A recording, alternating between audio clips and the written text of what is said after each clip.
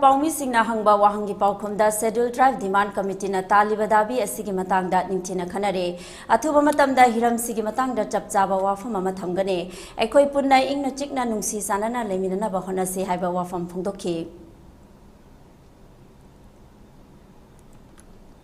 demand ki se koi se aina ising kari thakadage do aina kari sagadage do mi amana ingonda de haibam thokabani adu aikoi gi se 1951 bhawa akoi se some India ki gazette kari kari ama mada thengna bani ko adugumba pot khar sulai adu masi akoi cabinet so koi khannar bani amkobna ada khanna bajda da consensus amaka bhab taminna ba amaka changba bhab taminna ba se koi ayamba wari otai sabul ore